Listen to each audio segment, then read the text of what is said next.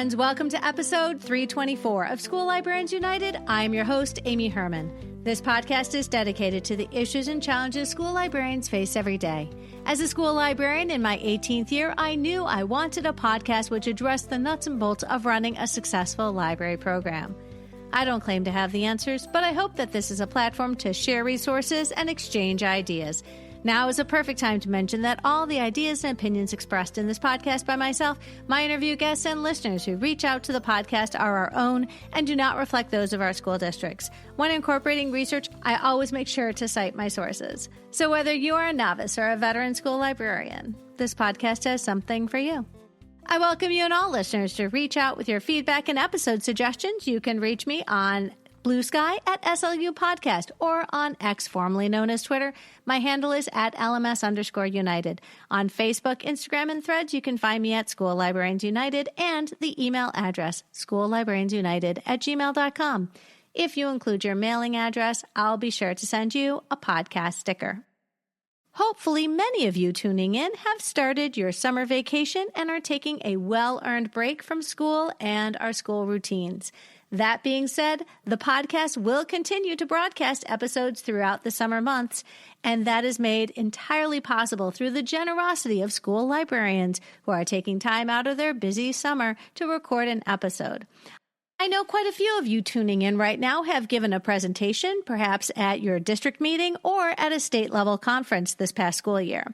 Why not recycle that presentation and extend that learning opportunity to a national and even an international audience? I encourage you to take a look at the FAQs in the show notes of every podcast episode. Email me at schoollibrariansunited@gmail.com and share your presentation with me. I am happy to answer any questions you may have and, with your permission, create a draft outline to share with you before we schedule time to record that best fits your schedule. It's that simple. Get a head start on next year's evaluation and your evidence of leadership in your profession and record a podcast episode today.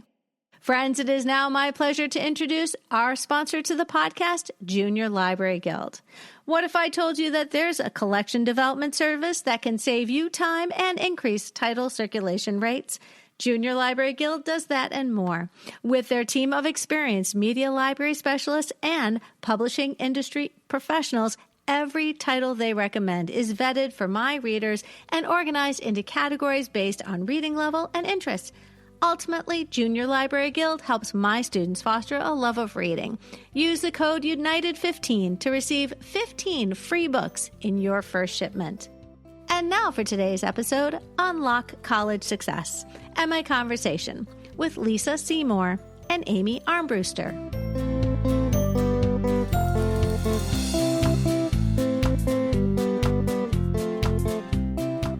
So excited. Lisa Seymour, welcome to the podcast. Thank you for having me.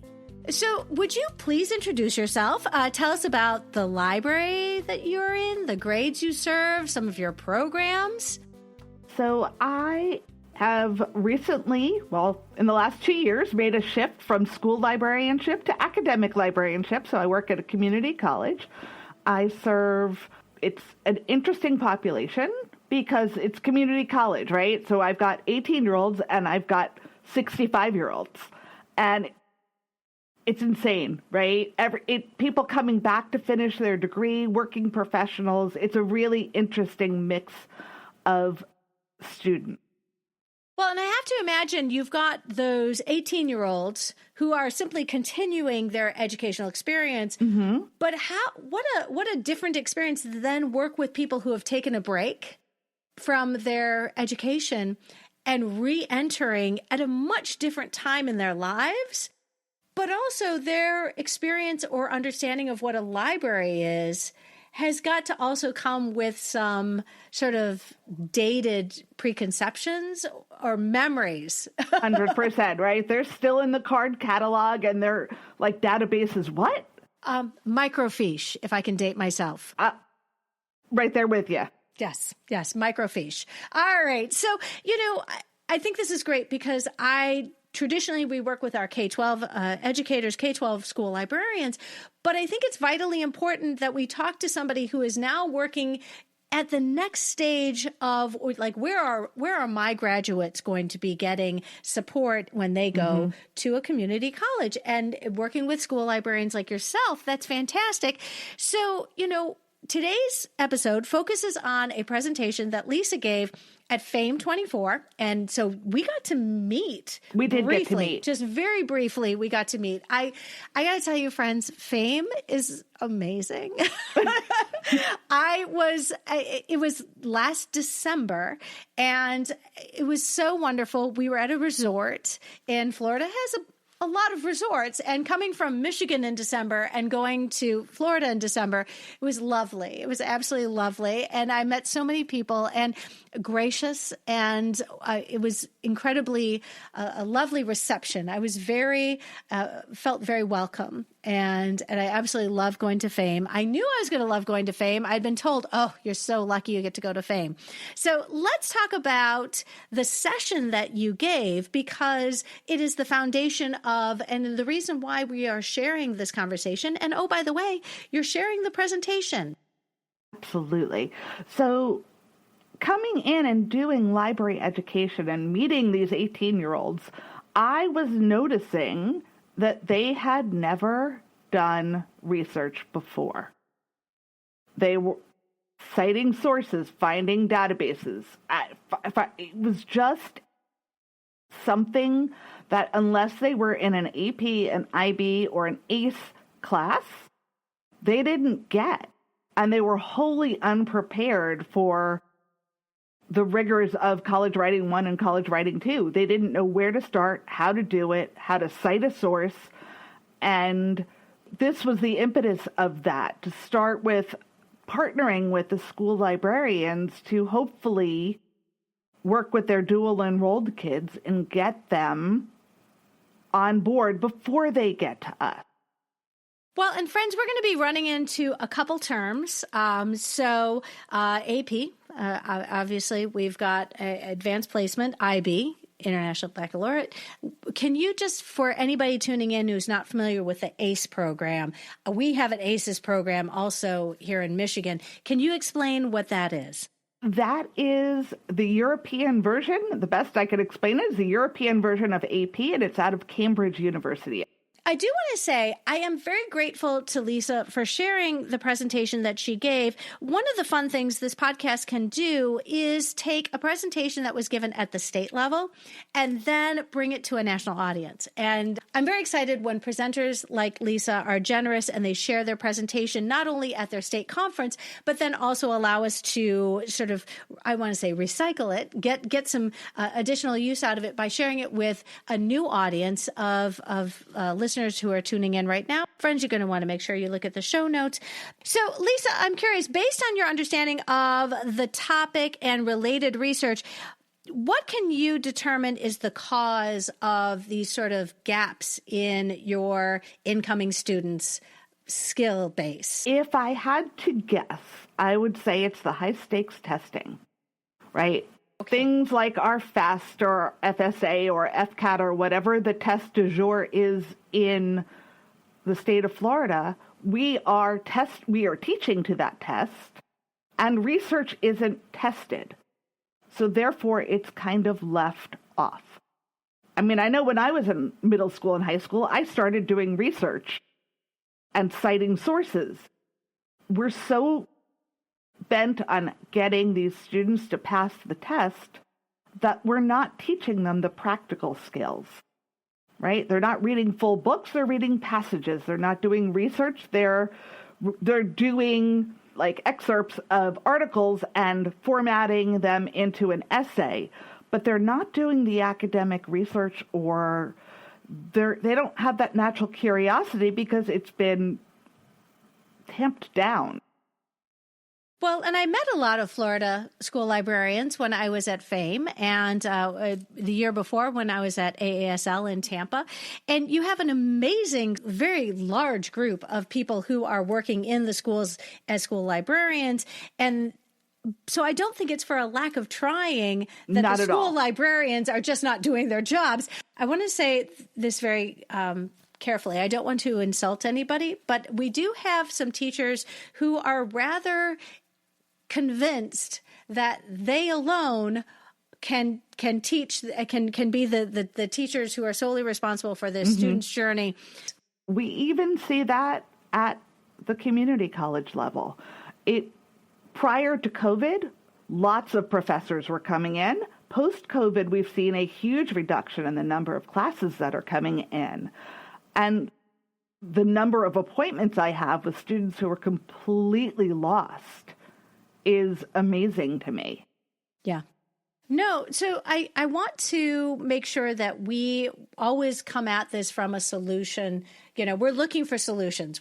Pointing blame is really, it doesn't get us anywhere. But we also have to accept the fact that in some cases, even the best intentions of school librarians sort of falls on deaf ears. Oftentimes we are trying very hard to be part of this process, this research journey of our students.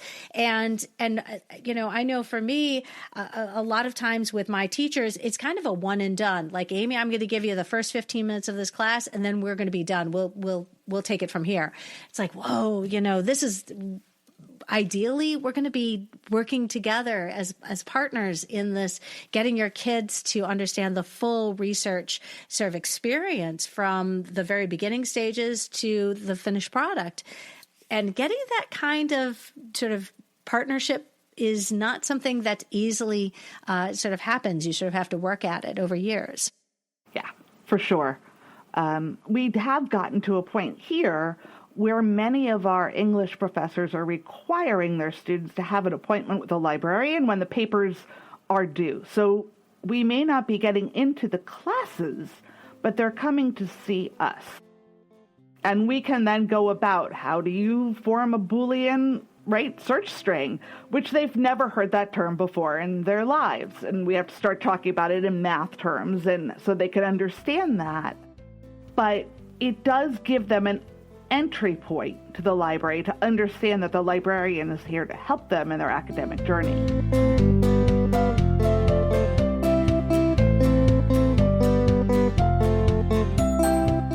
So I want to ask a question at the risk of angering listeners who are tuning in. To what extent is the prevalence of AI making this job even more vitally important, that we have this intervention that we have with our young people?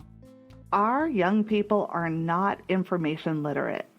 I mean, if I go back to my day, I'm going back to the dark ages, right? I finished college in 1992, and we talked, microfiche and the periodic guide to literature and the card catalog. I didn't have to worry about the quality of my sources. This generation comes in, and not only is it AI, it's Google. If it's on Google, it must be right. And their natural instinct is to go to the internet. And it's our job to kind of reframe them and reframe their thinking as to why getting this information from AI or from Google is not the answer. Right.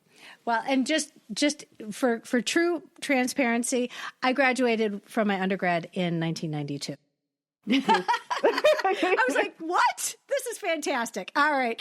So, let's go ahead and bring in our next guest. This is Amy Armbruster. Friends, we are so lucky to have two people in on this conversation to join us because, really when it comes to revealing to us what we can do better about preparing our young people for this next stage of their education, I'm so glad to bring Amy Armbruster in. Amy, would you introduce yourself and tell us about what you've been doing career-wise? Because I know that's going to all change this summer. Well, hello, everyone. I am currently a school librarian in a high school, an IB World School in Palm Beach County, Florida. I have worked in 2 other high schools, both as an English teacher and a librarian, and I've worked in an elementary school as a librarian. So after 32 years of a very wide range and varied career history, loved every minute of it, don't regret any of it, and have really enjoyed and loved as an English major in undergrad. Loved research and writing forever. So tried to instill that in my students.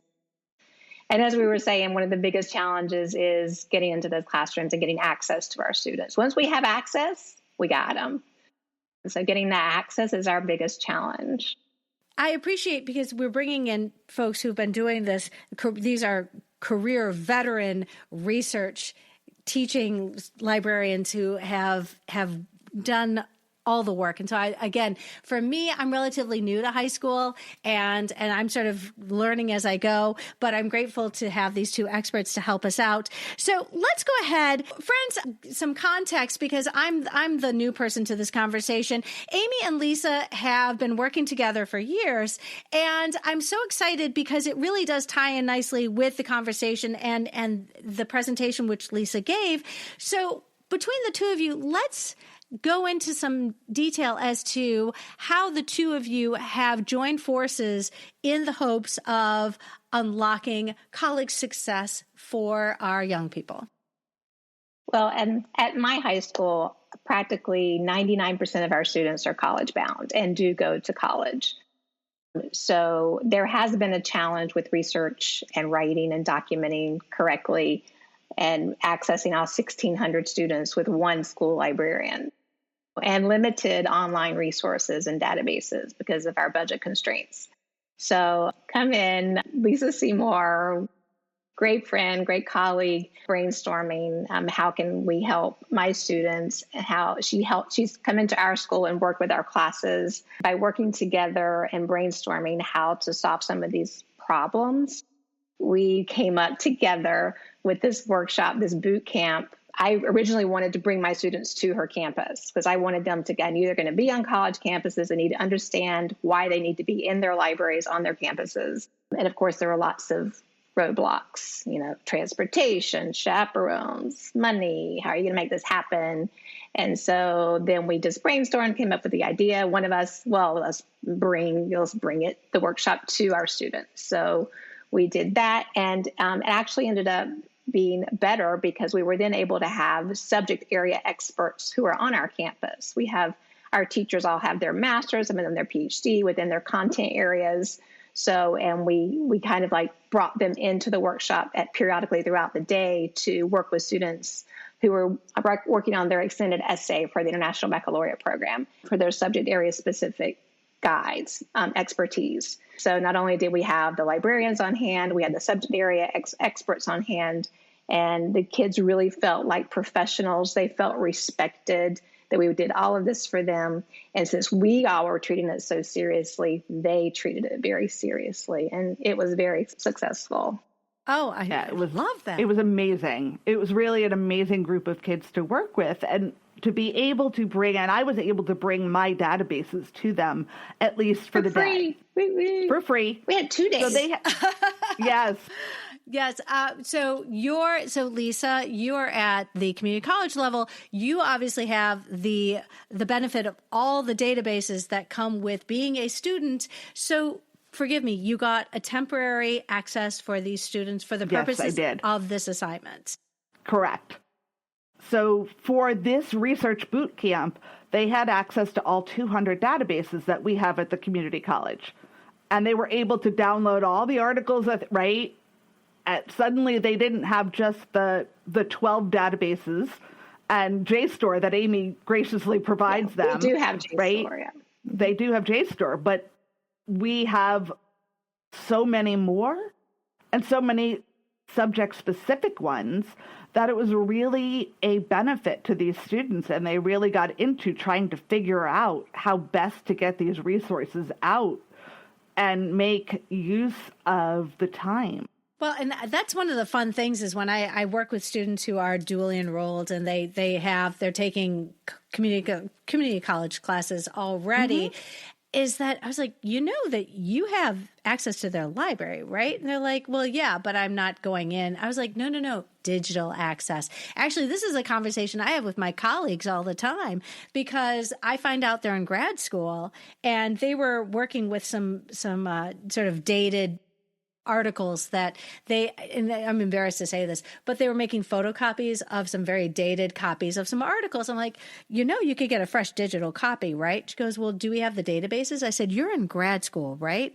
Why are we not going to your graduate school access and getting copies? And she's like, when was the last time you used the graduate school tuition you're paying and using those databases. Forget about the ones we have from my school, because obviously a high school budget is not going to be able to provide you what Michigan State can, what the University of Michigan can. You're a graduate student. You should be using those resources in the graduate school, in the library that you pay all this tuition to. They absolutely should. Yes.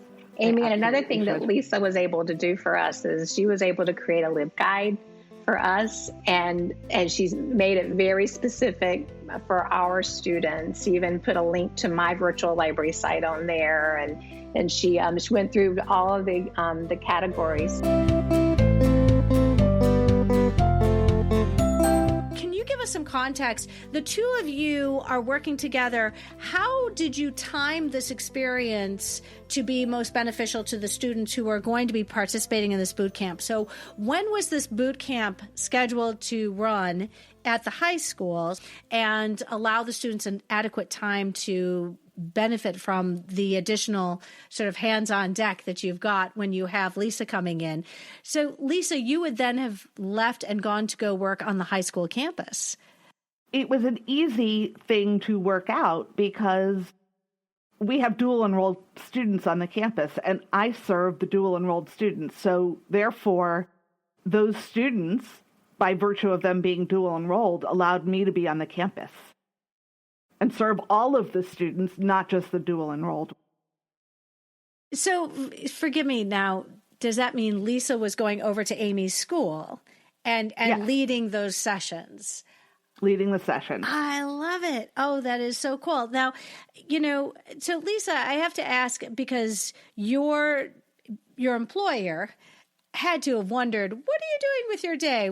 This accountability piece. As a college librarian, what did the conversation look like with your superiors when you said, actually, I'm not going to be here, I'm going to go work at the high school? It was an easy sell, right? Because it's a marketing piece for the school. Having your community college librarian on the campuses sells your college.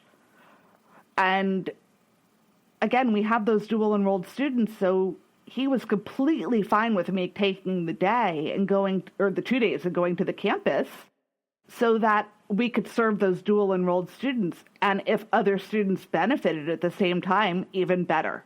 Maybe they'll dual enroll. Maybe they'll come here, maybe because not everyone has the financial ability to go off to college. It helps them learn that the community college is a really viable option for them. So, Amy, I'm really curious, as the school librarian working with our teenagers, what did that conversation look like with your staff members? Because obviously you had to sell this to them and say, are you keeping the kids longer than that class period, or does this work align with your students' classes and their class schedule? First, I had to get buy-in from my admin and my principal and our IB coordinator. So these are all the major stakeholders, and once they were on board, getting the rest of the teachers on board was pretty easy. We treated it as a field trip day, so our students actually were on a field trip, and on campus field trip, they were able to make up any missed assignments. We had, I think, about 180 students total that year, so we did like 90 on day one, and we did it again, the same workshop, on day two for the other 90 students. So then, we just had to manage the schedules, like which group of students would be on day one and day two versus what courses they had, and trying to be respectful of their academic life and not putting too much pressure on them. But we were able to do that. And once we did that, and we invited the teachers to then come in on their planning as time allowed to actually work with students within specific subject areas, with lunch. They like to be fed. That worked. So a little PR there, respecting them and giving them the respect due as experts in their field too, and letting them know that we valued their input because their input matters. We were the research and reference support. They are the subject area experts. So I think as long as you walk that line and you respect everyone in the room, you get buy-in. And I think everyone enjoyed. All the feedback afterwards was positive. A couple of people wanted, I didn't get enough time in there, but that wasn't our concern. That was admin not letting them in somewhere. But we I think we problem solved, and we did some good troubleshooting for that with our IB coordinator prior to the workshop. So now I'm curious to know you had 90 kids in there. Was it a full day or a half day? It was a full day. It was a full day. Wow.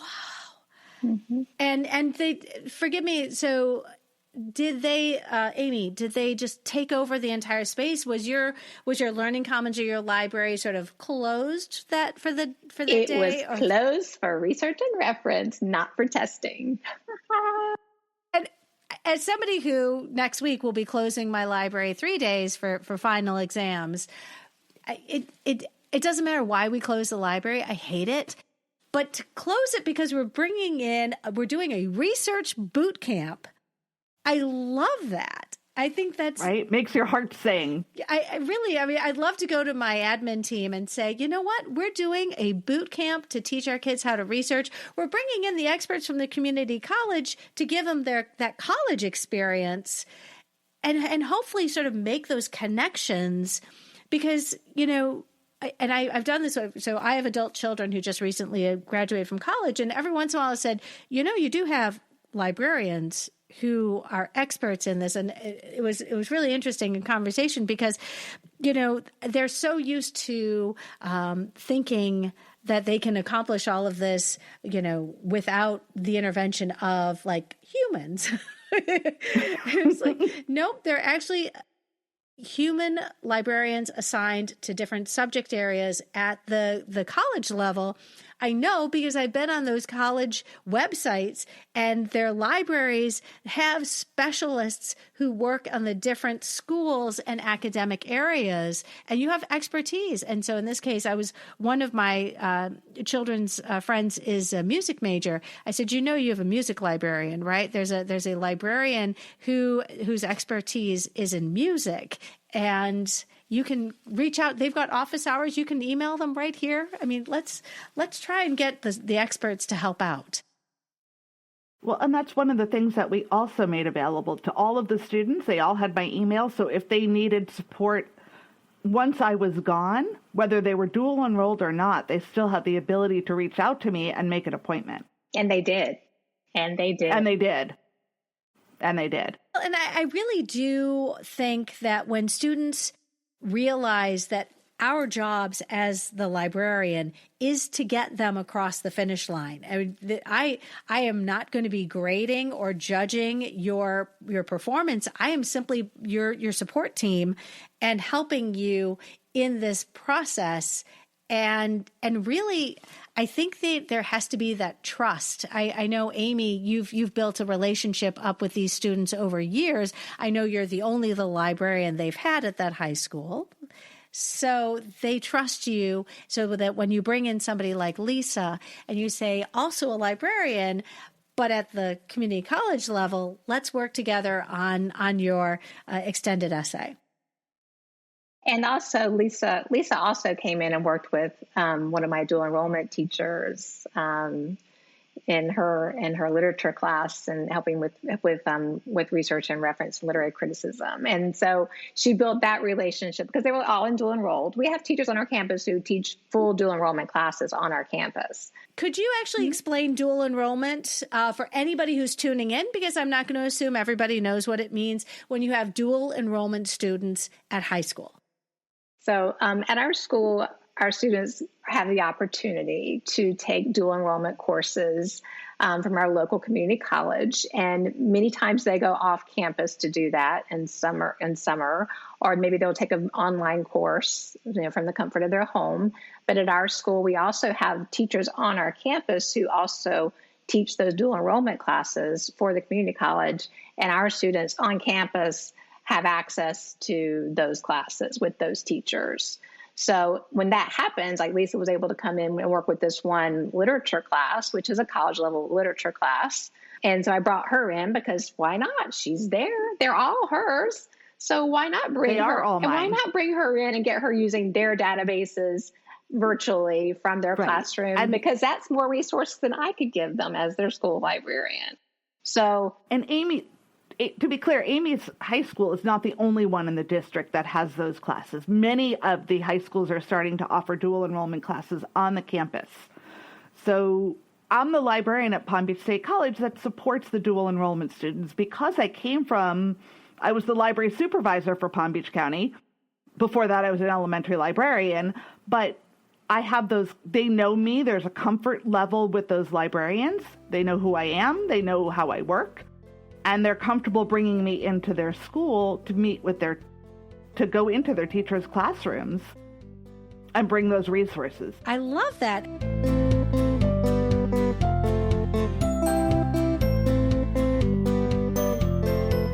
So in my experience, our dual enrolled students are biding their time in our space because the class they're taking happens at night, or in the late afternoon. So they're a high school student, they're on our campus, but then their down hour, they don't have class because that class they're going to take from 5 to 7 or from 7 to 9. Mm-hmm. And so, but we don't have anybody in my building who is providing the college experience on site. So, all right. Yeah, that's something that's been expanding in Palm Beach County. I love that you mentioned that the ideal scenario is to have the students come to the community college and to be able to do that sort of field trip almost of getting this experience of walking through a college library and learning sort of how to navigate the physical resources, but also the digital resources. So let me ask you, Lisa, have you ever had that opportunity? I mean, do you provide orientations for your students as they are being enrolled as students on your campus?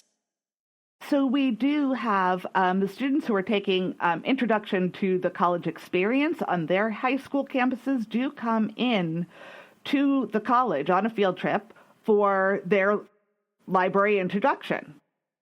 So, okay, yes. So they are dually enrolled, taking classes at the high school, but they do get to spend time. They do get to spend some time with us. I think what lucky students. I'm sorry. It sounds like a fantastic way to support our students. But we make it work, whether it's the boot camp that I did with Amy, whether I come in virtually through Google Meet, or I go to the high school campus. We make it work because they deserve it. Well, and let's, before we pressed record, Lisa explained that you are in a doctoral program, and I'd love to hear a little bit about your topic because I think it's incredibly relevant when it comes to this idea of how we support our young people in their research process. So I am currently enrolled in a doctoral program at the University of Florida. It's a doctorate of education. It's technically in teaching and learning, but the concentration is educational technology, and my focus is ethics and information and AI. And how can we use this in an ethical manner to help the writing process?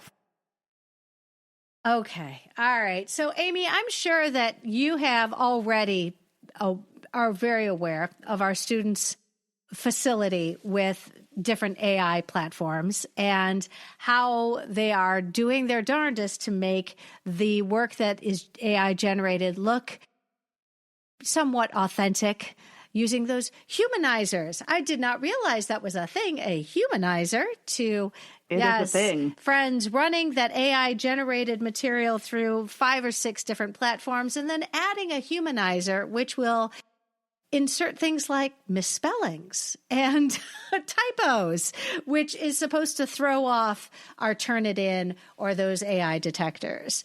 So let me ask you, Lisa, when it comes to how you are approaching your doctoral studies and AI, I mean, what has influenced what you've seen in your years of teaching young people how to access their community college library resources?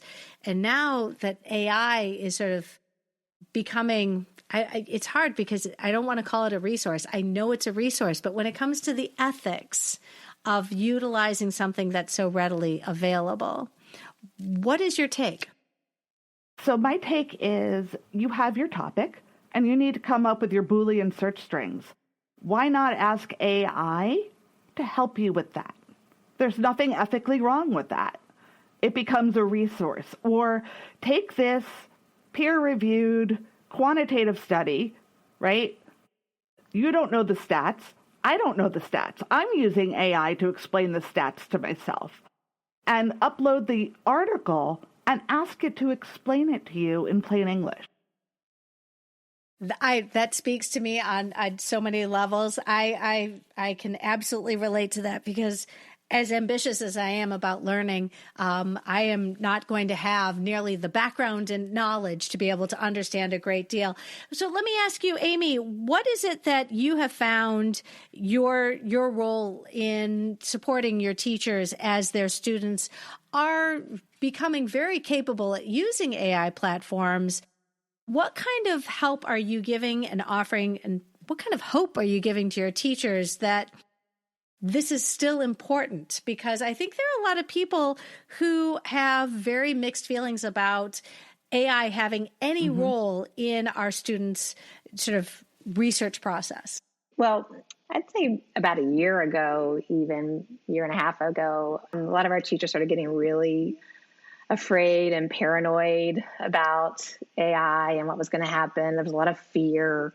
We have some really amazing professionals on our staff, like our English department chair and Lisa Seymour and other people who came in and actually helped to provide some professional development on AI and ChatGPT and what could be happening. As we talked to, and I talked to our teachers about how it can be used for good, right? And then we have a product that our district has approved for us called Conmingo. And so we're supposed to use that, and they encourage us to use that. And there's this feature on there that called Ignite My Curiosity. So when in my presentations with students for research, we would actually I showed them the ID stance on AI and what is acceptable and what's not acceptable. Oh, what is it? Can you just, I'm just curious.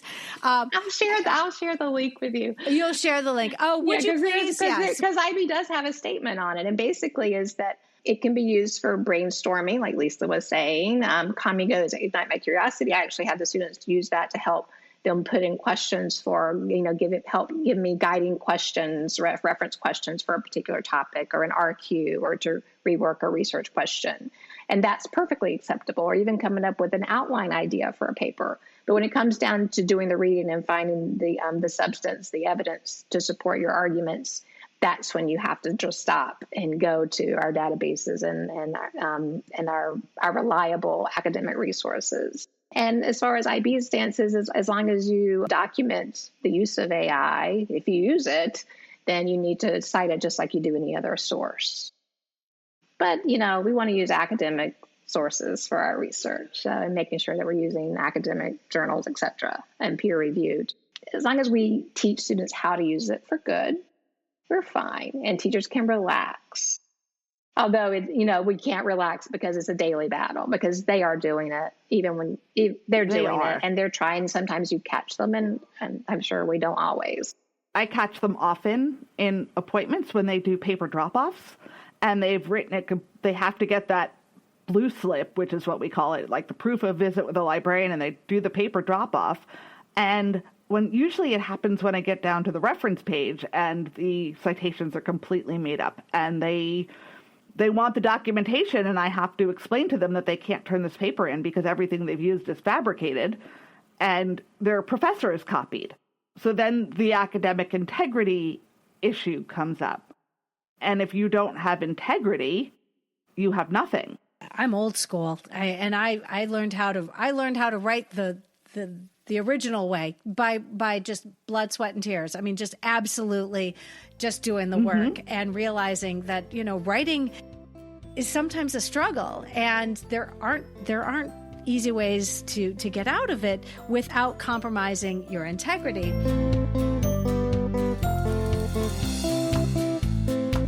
So friends, I got to be honest, I was recently invited to join a book club of the Ed Tech committee that I belong on in my district, in my county. And as soon as I looked at the credits of the author and they were citing, all the contributors, I realized that AI was integral to every facet of this book coming together. It generated the cover art, it generated the summaries of each of the chapters, it summarized, and I kid you not, they basically used AI to summarize their transcripts, and they had phone conversations, and they simply fed their phone conversations into AI, and AI wrote the chapter. And all of a sudden I said, I am not joining this book club discussion. I'm not joining this, because it was the prevalence of AI through every aspect of this generated book. When AI is involved, my interest plummets. Yeah. When a book like that is AI generated, you've lost the human. There's no creativity. There's no original creativity. Thought. I'm not joining your book club for a book that was written by AI. And I really, it's hard for me to be aware of how much AI is taking part in what our students are generating. I've become very skeptical about everything they do. And with good cause, I think. But one of the things I always share with my students is that if you turn the writing of your paper over to AI, you have lost your voice. And it's no longer you. And that's not okay. We want to know what you think, not what a machine thinks. And that usually resonates with them. I was listening to a podcast, and it was very upsetting to listen to, because it was talking about college students and how savvy they are about not doing any work because AI can do it for them. And a college professor had despaired because he had said the assignment was to write a paragraph about why you want to take this class. And even that, something so basic as write a paragraph about why you want to take this class, the majority of the respondents turned in something that was very evidently written by AI. And it was very upsetting. Many of our English teachers are talking about how they're going to go forward with teaching their courses, and many are going to go back to timed in-class writings by hand. Well, I was going to say the Blue Book has made a comeback. My oldest, who is now 23, I guess it was his junior or senior year, and he was at Washington University in St. Louis. He was at a wonderful, amazing school, and he called me up and said, Mom, my professor said I need to go buy a Blue Book. What on earth is that? I was like, well, welcome to 1988. And so, friends, a Blue Book. All right. And I will be absolutely candid. I did not know what a Blue Book was until I went to college in 1988. Same. And I found out very quickly, because my midterms and our finals, you had to go to the bookstore and you bought a bound. It was really just bound loose leaf paper with a blue cover on it. And I think we could buy, they were 50 cents, $1. They weren't expensive. No, I think they're 25 cents now. They're very inexpensive. And you had to sign an honor statement that it was your own work on the book. But did you have to throw your Blue Book into a pile with everybody else's Blue Books and then pick out two other ones? That's what we had to do back in 1988. We had to bring two Blue Books to each exam, and then they took those two Blue Books from us, gave us somebody else's Blue Books to write in, and that was how they caught people from cheating, that they would distribute different Blue Books to people because people were pre-filling them. I know that was the cheat. You do this. Yeah. So friends, understand, those of us who've been at this a lot longer, unfortunately, AI has really changed how we look at what our students are doing and the finished product that they're turning in. I love that Lisa and Amy have made an effort to break down the process of getting to the finished product. And rather than focus on the finished product, you are focusing on the process of research, which should hopefully create a lot of, I think you're building confidence in our young people that they can do the research that leads to this finished product. That has to feel good. It's not that hard. They don't need a machine. It's not that hard. No. And they can smart. do these, what they consider hard things. They're very smart. They can do hard things. And they're very computer savvy. So once they learn the art of the Boolean search, it's not that hard. So let me ask you, what advice would you give to people who are tuning in? They've never brought in a community college librarian or somebody who works at a local university or other higher education. What would you recommend in getting this started? I know, Amy, what did those conversations look like when you talked to your administrators? And by the way, you've done this once or twice? We've done it twice okay. now. So what did that look like?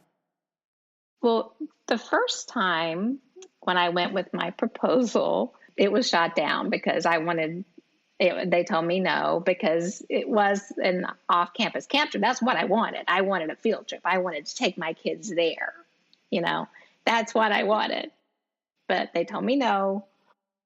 So I poked out my lip and I went back to my office and I talked to Lisa and I came up with a plan B. And as long as, it wasn't going to cost much money, it wasn't going to have to transport people, then and you know what, it worked out great. I think it was great. I would have preferred a plan A. I think it would have been nice to have them actually be physically in another library, in the college library environment, but it worked out great. And I think it worked out probably better because we had more experts, subject area experts, their own teachers dropping by to validate the process.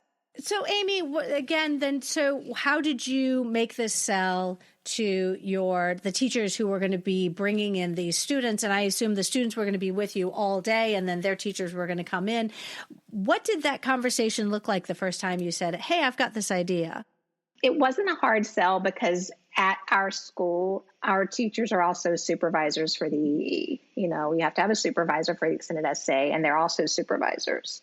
And every year, we have to go through and approve research questions, RQs, and there are hundreds of RQs to approve. So it actually gave them a time dedicated to that process with the students. So it was intensive for 2 days, but then it cut down a lot on their one-on-one meetings outside of the school day or outside of a regular day on our campus. So it was not a hard sell to the teachers.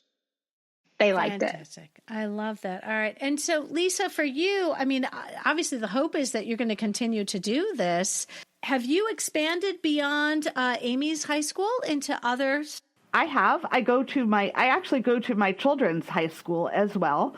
They would love a full day, but their principal has yet to approve a full day. But I do go to each English class, and I do the basic research workshop and information literacy, and they get the same access to the databases, and they have the same ability to make those appointments with me, and they do.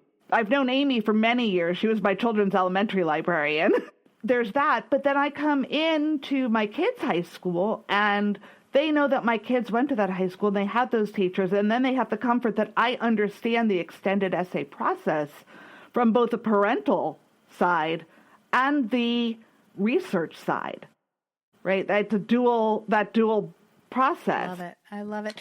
Well, and I think it's vitally important too, because, I love that Lisa's providing both the in-person support, but also recognizing that digital interface, because most of the students who will be engaging with their college level library and librarians will be through a digital relationship. You are going to be connecting with these professionals through the website. And it actually makes a lot of sense that here you are working remotely. Lisa, you come to the school and you can use the resources which are available to your students because your university, your community college has made this available to the students who are benefiting from the program you're offering.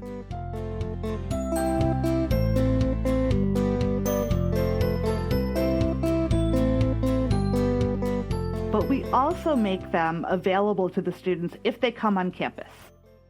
So if they need them after that day, they are more than welcome to come on campus and use our computers. We have a special login for them, and they have that ability to use the databases.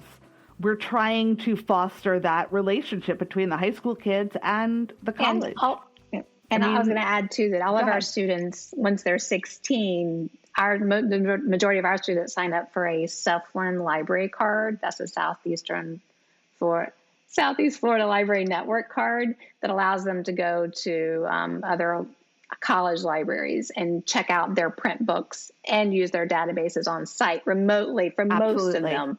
So that's outside of the Palm Beach State College. But so the more we can do this and make them comfortable with using those resources, it's like I said, the majority of our students do go to college, then they go to their college campuses and they continue to use them there.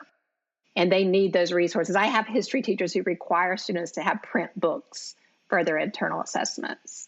Still, they won't let them use databases. They have to use a print book. So we have to help them find those books. Right. And they can certainly come to us and get those books. And we have 5 campuses throughout the county. So, I mean, we have Boca, we have Glades, we have Lake Worth, where I am, which is the middle of the county, and then there's the Palm Beach Gardens campus, and then there's one in the western communities called Loxahatchee Groves. So they have the ability to go to a campus near where they are, particularly like Amy is at an all-magnet school. The kids come from all over the place. So they can go to the campus nearest to them. And believe it or not, Florida actually has a program called Florida Pass, which are databases specifically for students that are in these college-level classes at a high school.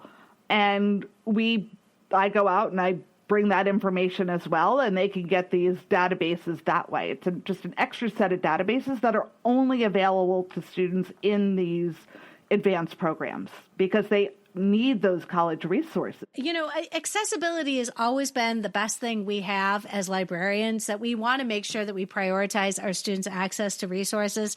And I love this. And I think it's very wonderful. It's wonderful to hear such exciting things happening in the state of Florida when it comes to higher education and making sure that our high school students feel supported. I am so grateful that the two of you were able to share with us today, because I'll be honest, as somebody in Michigan, I'm inspired to start making some phone calls. I want to make some phone calls to my counterparts working at the community colleges where our students are getting their dual enrollment credits, and seeing what we can do to really create that sort of continuity of services, and making sure that our students have that experience of supportive librarians across their sort of that threshold, moving from high school into a college experience. It just helps them get ready for that time when they walk in here, because otherwise they walk in here like deer in a headlight, and they don't, because they've never been asked to do this. It's not that they don't have the ability to do it. They haven't been taught how. And having that relationship with the college librarian makes it a whole lot less scary to walk into your college library, wherever that might be. As the high school librarian in this equation, my job has always been to reassure our patrons, our students, and our staff that my job is to help you and get you across the finish line, whether you're my student or you're a teacher I work with. That is our job. And you never have to say, I'm sorry, I don't want to bother you. I don't want to bother you. I'm like, dude, I signed up for this. This is what I want to do to help you. And if we foster that sort of appreciation for the role that we serve in their education, the hope is that they will continue to expect to have that kind of support at every stage of their educational journey. Yeah. And from their, public librarians, and then, make sure that we're educating these voters, to build that expectation that libraries are vitally important to our communities. Absolutely. And Carla Hayden said it best. Libraries are free and open to everybody, and they're a cornerstone of our democracy. They're a huge part of our democracy, and being able to have that access to information and free thought, and to learn how to look at different viewpoints and then form your own, And I also, going back to this idea of Lisa and your doctoral work that you're doing, keeping in mind, there was once upon a time when Google came on the scene, the idea of libraries and librarians and threatening the need to have us and rendering us obsolete really was that was a conversation. I remember telling people I'm going to be a librarian, and they're like, why? We have Google. And I was like, oh, you have no idea. And now it's worse because now we have AI, and people are like, well, why do I need a librarian when I've got AI? So we have our jobs cut out for us. We do, because I think people don't understand that the AI has been programmed to answer you. Whether it's correct or not is another story, but it will always give you an answer. Yes, no, trying to please the people, and we need to be skeptics at every step of the process. For sure, but there is in my doctoral studies have found some AI models that are actually vitally important to the research process. If you use Cite AI, it will bring you back academic papers. And you can add columns, and it gives you a synopsis and the research questions, and so that you can quickly determine whether or not this is something you want to read. And then there's lit maps, which will show you the connections between the literature. So it will help you with the writing process because you see the connections, but it doesn't do it for you. That human element is still there. It's just a way of making some connections from article to article. And you can see with Cite, you can see who's using the article and how many times has it been cited in academic Well, paper. And as the human in this equation, I'm awfully glad to be talking to two other humans about what we are doing to support our young people in becoming responsible users of information and their library services as they age through our academic journeys, and then the looking at what we can do to help them and support them. Amy, Lisa, thank you so much for joining us today. I'm wondering, I don't want to intrude on your summer plans. I know we're going right now into summer if you aren't already there. But if listeners wanted to reach out, do you have a place on social media that they might? I always offer to relay any messages. They are more than welcome to reach out to me on X. I still have a presence there. I'm not that active, but I do check it. And that's at Lisa Seymour 1. Okay, fantastic. So they could absolutely do that, but my email will be in the show notes, and they can I'm more than happy to answer email and questions about this, because this is something that can be replicated. This is not something that somebody needs to reinvent. Well, you were very generous in sharing your FAME presentation, and so I know that people are going to be able to enjoy benefiting from that, because it really does help. Your contact information's in there as well, so that's fantastic. Absolutely. But Amy, we're not going to bother you at all, because do share what your exciting news as you go into the summer. Well, I'm about to retire from the Palm Beach County School District after 32 years, effective August 4th. Woo-woo. But I am on LinkedIn, and Amy Armbruster. I'm on LinkedIn. I always give that to my students because I keep up with my students that way. I see all the wonderful things that they're doing. So, and I will keep that rolling so that I can see what all my lovely students are doing and keep up with other professionals, because I will always be a librarian. Yes, you will. Yes, you will. Absolutely. All right, thank you so much. And a teacher. Absolutely. Well, listen, I appreciate your help today. I know you've given us a lot to think about, and I wish you a wonderful summer vacation. Thank you. Thank you for your time. Thank you.